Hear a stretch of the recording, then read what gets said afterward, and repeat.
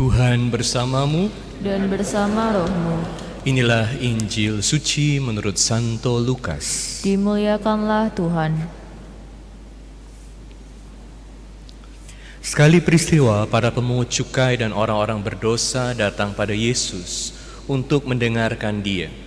Lalu bersungut-sungutlah orang Farisi dan ahli-ahli Taurat. Katanya, Ia menerima orang-orang berdosa dan makan bersama-sama dengan mereka. Lalu Yesus menyampaikan perumpamaan ini kepada mereka. Siapakah di antara kamu yang mempunyai 100 ekor domba, lalu kehilangan seekor, tidak meninggalkan yang 99 ekor di padang gurun, dan pergi mencari yang sesat itu sampai dia menemukannya? Kalau telah menemukannya, ia lalu meletakkan domba itu di atas bahunya dengan gembira. Dan setibanya di rumah, ia memanggil sahabat-sahabat dan tetangga-tetangganya, serta berkata kepada mereka, "Bersukacitalah bersama aku, sebab aku telah menemukan dombaku yang hilang itu. Aku berkata kepadamu, demikian juga akan ada sukacita di surga, karena satu orang berdosa yang bertobat, lebih daripada sukacita karena 99 orang benar yang tidak memerlukan pertobatan. Atau perempuan manakah yang mempunyai 10 dirham, lalu kehilangan satu di antaranya, tidak menyalakan pelita dan menyapu rumah, serta mencarinya dengan cermat sampai dia menemukannya? Kalau ia telah menemukannya, ia memanggil sahabat-sahabat dan tetangga-tetangganya serta berkata, "Bersukacitalah bersama aku, sebab aku telah menemukan dirhamku yang hilang itu." Aku berkata kepadamu, demikian juga akan ada sukacita pada malaikat-malaikat Allah, karena satu orang berdosa yang bertobat. Yesus berkata lagi, ada seseorang mempunyai 2 anak laki-laki. Kata yang bungsu kepada bapaknya, "Bapa, berikanlah kepadaku bagian harta milik yang menjadi hakku." Lalu bapaknya membagi-bagikan harta kekayaan itu di antara mereka. Beberapa hari kemudian anak bungsu itu menjual seluruh bagiannya, lalu pergi ke negeri yang jauh. Di sana ia memboroskan harta miliknya itu dengan hidup berfoya-foya. Setelah dihabiskan semua harta miliknya, timbullah bencana kelaparan di dalam negeri itu, dan ia pun mulai melarat. Lalu ia pergi dan bekerja pada seorang warga di negeri itu. Orang itu menyuruhnya ke ladang untuk menjaga babinya. Lalu ia ingin mengisi perutnya dengan ampas yang menjadi makanan babi itu, tetapi tidak seorang pun memberikan sesuatu kepadanya. Lalu ia menyadari keadaannya, katanya, "Betapa banyaknya orang upahan Bapakku yang berlimpah-limpah makanannya, tetapi aku di sini mati kelaparan. Aku akan bangkit dan pergi kepada Bapakku dan berkata kepadanya, Bapa, aku telah berdosa terhadap surga dan terhadap Bapa. Aku tidak layak lagi disebut anak Bapa. Jadikanlah aku sebagai salah seorang upahan Bapa." Lalu bangkitlah ia dan pergi kepada bapaknya. Ketika ia masih jauh, bapaknya telah melihat dia. Lalu tergeraklah hatinya oleh belas kasihan. Bapa itu berlari mendapatkan dia, lalu merangkul dan mencium dia. Kata anak itu kepadanya, "Bapa, aku telah berdosa terhadap surga dan terhadap Bapa. Aku tidak layak lagi disebut anak Bapa." Tetapi Bapa itu berkata kepada hamba-hambanya, "Lekaslah, bawa kemari pakaian yang terbaik, pakaikanlah itu kepadanya. Kenakanlah cincin pada jarinya dan sepatu pada kakinya. Ambillah anak lembu yang gemuk itu, sembelihlah dan marilah kita makan dan bersuka cita.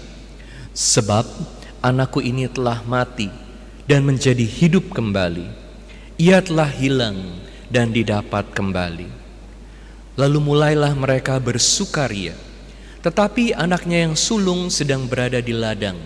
Ketika pulang dan dekat rumah, ia mendengar suara musik dan nyanyian tari-tarian. Lalu ia memanggil salah seorang hamba dan bertanya kepadanya, "Apa arti semuanya itu?"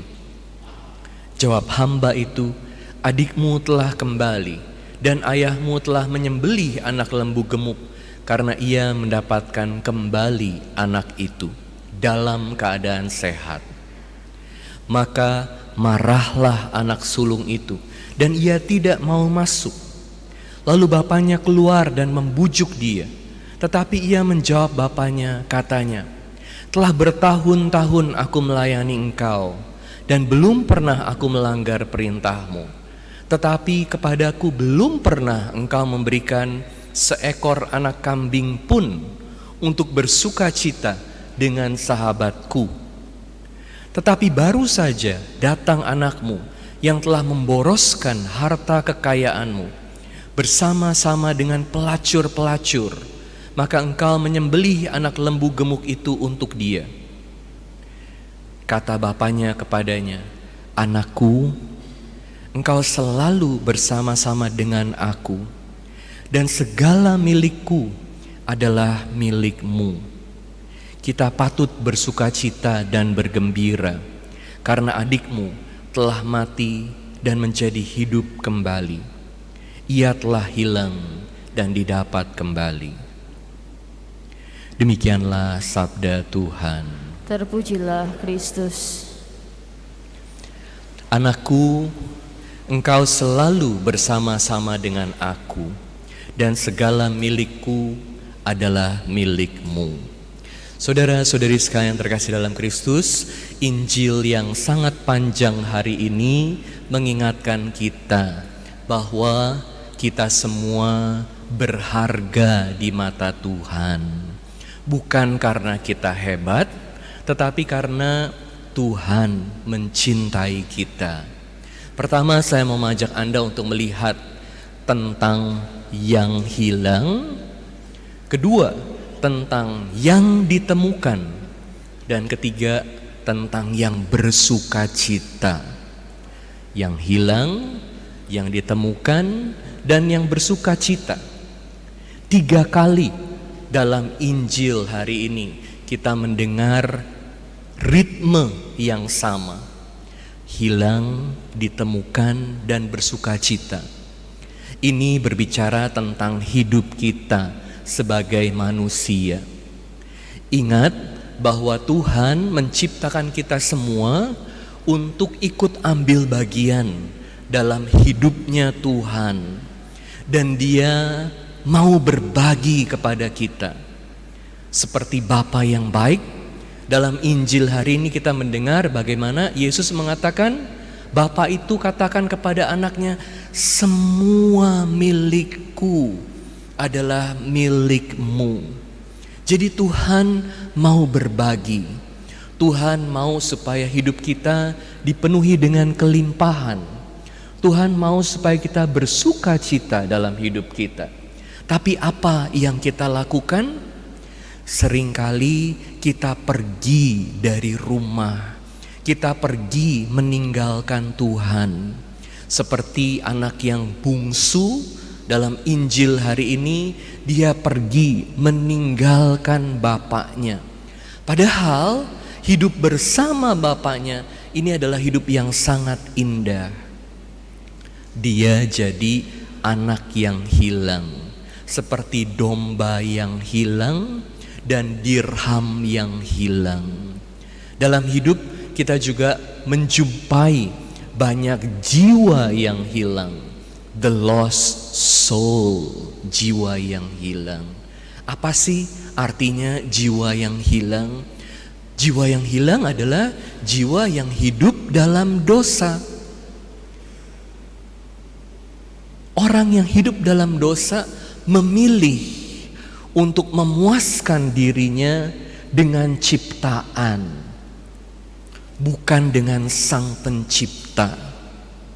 Sekali lagi, memilih ciptaan daripada Sang Pencipta. Ciptaan ini terbatas. Sang Pencipta tidak terbatas.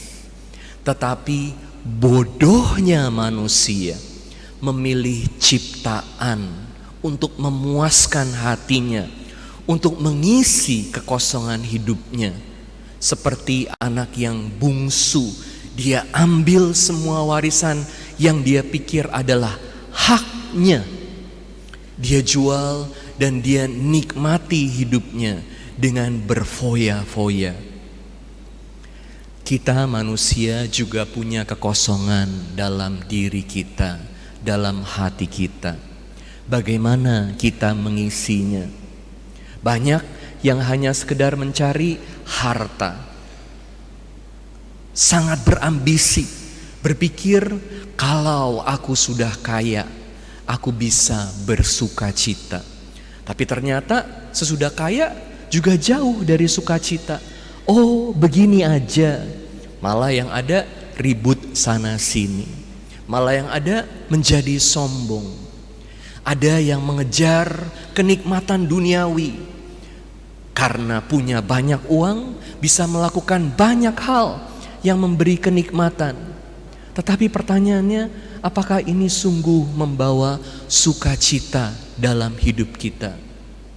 Yang pasti adalah dosa selalu membawa kehancuran. Sekali lagi, dosa selalu membawa kehancuran. Hidup yang menderita disebabkan karena kita tidak hidup sesuai dengan rencana Tuhan. Kita tidak hidup sesuai dengan hukum Tuhan. Makanya lihat orang-orang yang sudah diberkati dengan banyak uang, kan sudah diberkati, tetapi karena tidak hidup sesuai dengan hukum Tuhan, yang ada adalah keserakahan. Bisa bahagia gak? Gak bisa bahagia. Bisa merayakan hidupnya gak? Gak bisa merayakan hidupnya. Ada banyak keluarga yang dipenuhi dengan harta, tetapi ternyata tidak bisa saling mencintai satu dengan yang lain. Malah selalu bingung bagaimana supaya bisa dapat lebih banyak dan lebih banyak lagi. Tidak ada sukacita dalam hidupnya. Yang ada adalah kekhawatiran, ketakutan. Jadi dosa menghancurkan kita.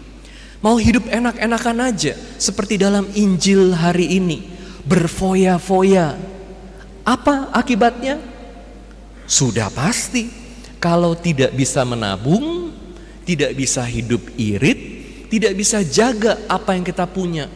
Uang segunung pun satu hari bisa habis. Ini namanya hukum alam. Ini namanya hukum tabur tuai. Kalau kita tidak hidup sesuai dengan hukum alam yang Tuhan sudah kasih, gimana bisa hidup dengan baik, merayakan hidup? Uang pasti habis, hidup pasti hancur. Maka jiwa yang hilang adalah jiwa yang lari dari Tuhan. Kabar gembiranya adalah kita semua dipanggil untuk kembali kepada Tuhan. Kalau kita kembali kepada Tuhan, ini artinya kita sudah ditemukan oleh Tuhan. Kita bekerja sama dengan Tuhan. Namun ada banyak hal yang bisa menghambat, mencegah kita untuk kembali kepada Tuhan. Terutama berbagai perasaan kita. Perasaan apa yang mencegah kita kembali kepada Tuhan? Perasaan malu. Malu akan berbagai kesalahan kita, berbagai penyesalan yang mengunci kita, memenjarakan kita untuk bisa merayakan kembali hidup.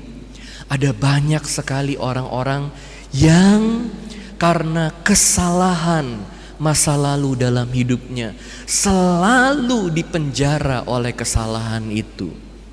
Mungkin karena dia sudah melukai orang yang dia cintai. Mungkin karena dia sudah melukai orang tuanya, melukai istrinya, melukai anaknya.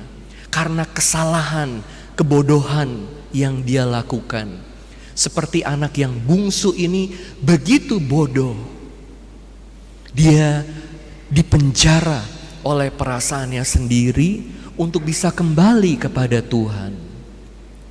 Atau karena perasaan sombongnya. Ada banyak orang juga yang dicegah, yang tidak bisa merayakan hidup karena merasa aku ini loh sudah yang paling pantas. Seperti anak yang sulung, dia merasa pantas untuk diberi berbagai kemewahan, diberi perayaan dalam hidup karena berbagai hal yang dia sudah lakukan dalam hidupnya. Padahal dia sudah selalu bersama-sama dengan bapaknya, tapi karena kesombongannya, merasa pantas, merasa sudah seharusnya. Bagaimana orang seperti ini bisa merayakan hidup? Gak bisa. Kita selalu dipanggil untuk pulang ke rumah Bapa, kembali kepada Bapa dengan segala kerendahan hati kita. Bukan karena kita hebat, bukan karena kita layak, tetapi karena apa? Karena kita semua adalah anak yang dikasihi oleh Bapa. Siapapun kita berharga di mata Tuhan. Saudara-saudari sekalian terkasih dalam Kristus, kalau Anda punya 100 domba, hilang 1, Anda akan cari gak? Ada gak yang akan cari? Ada gak yang akan meninggalkan yang 99 untuk cari yang 1? Gak ada kan? Gak masuk untuk logika manusia. Buat apa korbanin yang 99 pusing cari yang 1? Ini karena manusia selalu berhitung apa yang baik buat dia, apa yang baik buat aku. Berhitung. Punya 10 dirham, hilang 1, mau repot-repot gak? Ngapain? Masih punya 9, buat apa cari yang 1? Karena kalau kita pikirin hanya diri kita gak mau capek-capek. Punya anak seperti anak yang hilang ini, sudah durhaka, sudah kurang ajar, Anda masih mau tungguin dia? Pada kenyataannya, zaman sekarang ada orang tua yang kamu udah kurang ajar sama papa, lebih baik kita putus hubungan. Buat apa punya anak seperti kamu? Pakai taruh di koran, kita sudah putus hubungan, bukan orang tua dan anak lagi. Bahkan ini bukan dari anaknya yang lari, orang tuanya yang putusin. Jadi bagaimana menjadi bapak yang begitu baik, yang gak berhitungan sama anaknya? Inilah dunia manusia. Kita hanya pikir apa yang enak buat kita, apa yang menguntungkan buat kita, apa yang secara hitung-hitungan aku yang untung. Tapi puji Tuhan, Allah mencintai kita siapapun kita. Allah tidak hitung-hitungan sama kita. Betapapun gelapnya masa lalu Anda, masa lalu kita semua, betapapun besarnya dosa kita, kita semua selalu adalah anak yang dicintai oleh Bapa. Anak yang bungsu, yang durhaka, maupun anak yang sulung, yang tidak tahu berterima kasih, dua-duanya dipanggil anakku yang tercinta.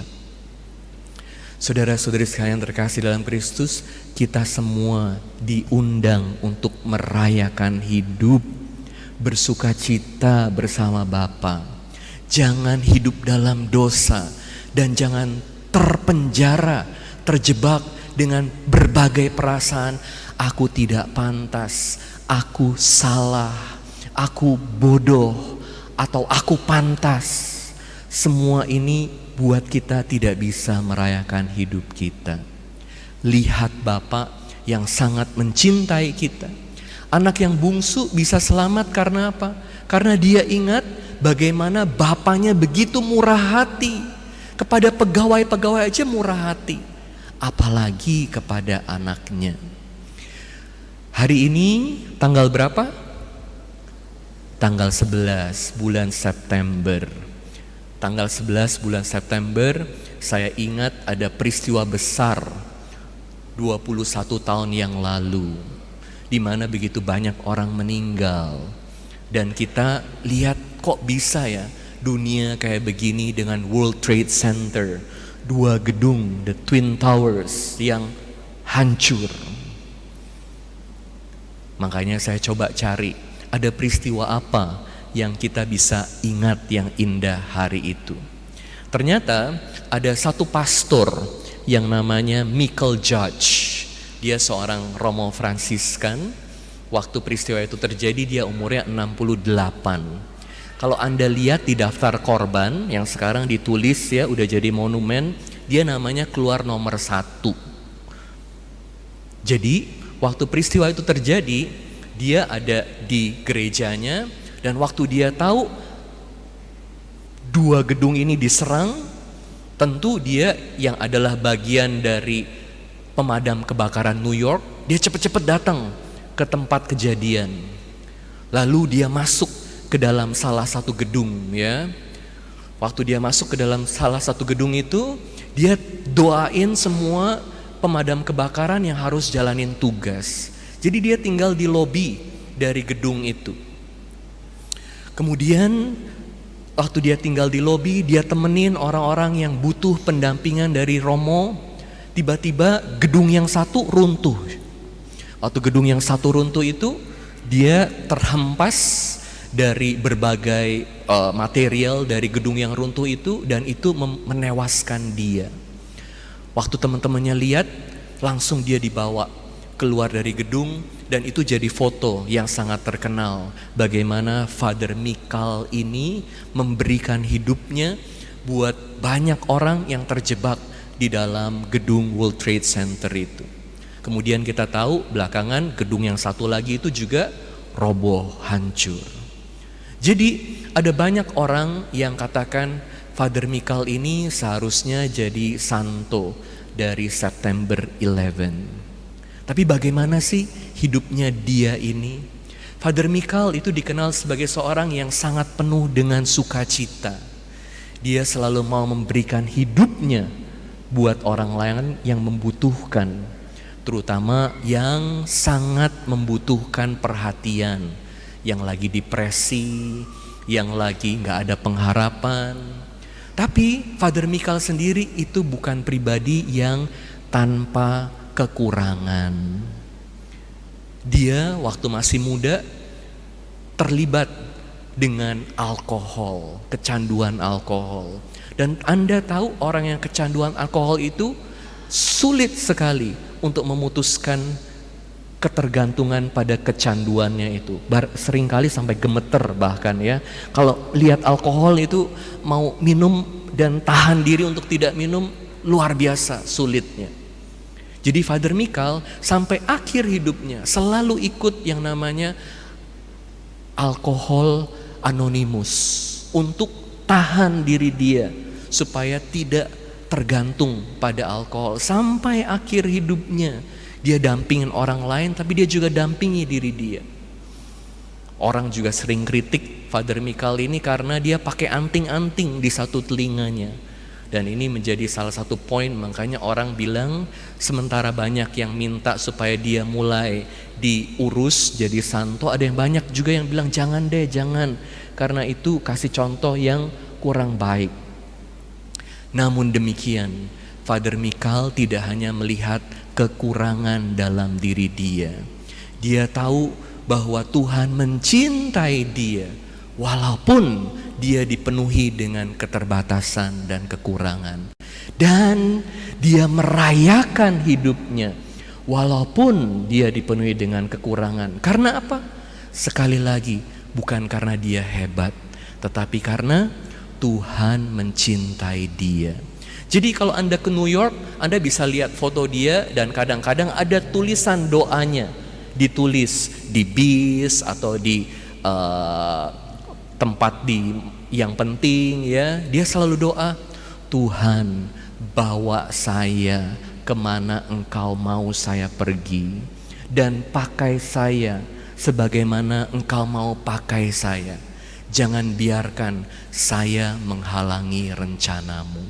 Rayakan hidup Anda bukan karena Anda hebat, tapi karena Tuhan mencintai Anda.